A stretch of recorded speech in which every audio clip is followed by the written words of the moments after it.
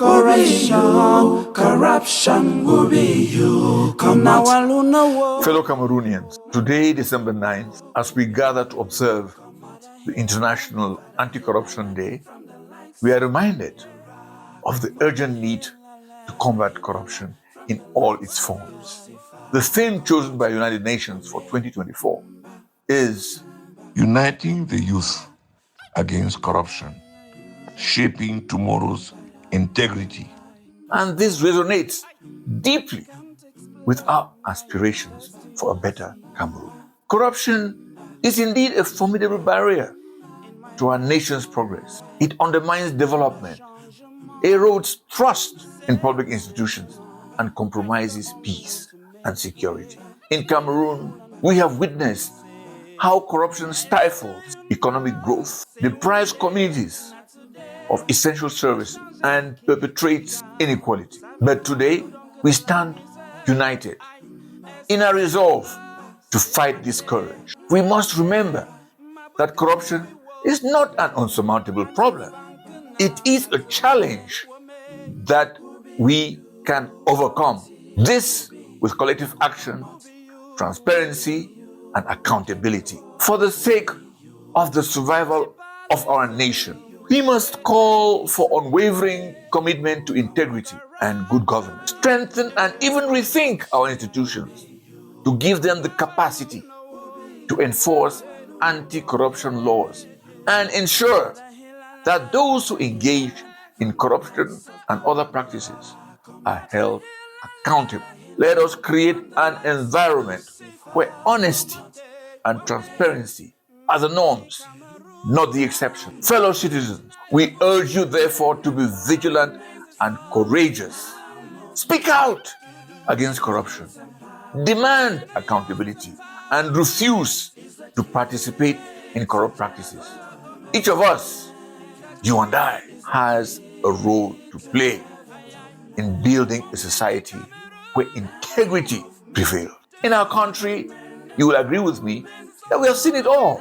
Infrastructure projects are stalled, delayed, or simply mismanaged due to corruption. Despite having the resources to switch to electronic procurement, we continue to delay. In the UK, criminal cases are pending against individuals who bribe high-ranking government officials. Yet in Cameroon, no action has been taken. In France, high-ranking directors of a French company were recently convicted for bribing Cameroonian government workers. But again, no action has been taken in Cameroon.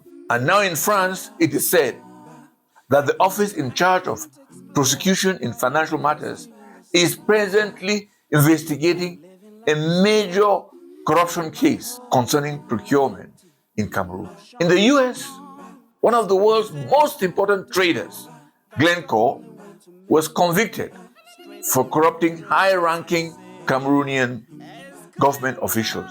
Yet, nothing has happened. The audit bench of the Supreme Court of Cameroon has issued findings clearly stating cases of corruption by several high-ranking government officials in the management of funds earmarked for the COVID crisis. Yet, no action has been taken. In Transparency International's Corruption Index, Cameroon's ranking is shameful. And according to the recent tracking report issued by the Extractive Industry Transparency Initiative, the mining sector in Cameroon is opaque and lacks any coherent policy. Our failure to meet our obligations has led to our suspension from the EITI. And now we risk being completely expelled from the process. At the same time, in the records of the Financial Action Task Force, FATF, Cameroon is grey listed. Grey listed means that our measures to combat money laundering are very weak. Simply put, in Cameroon, corruption is now systemic and endemic.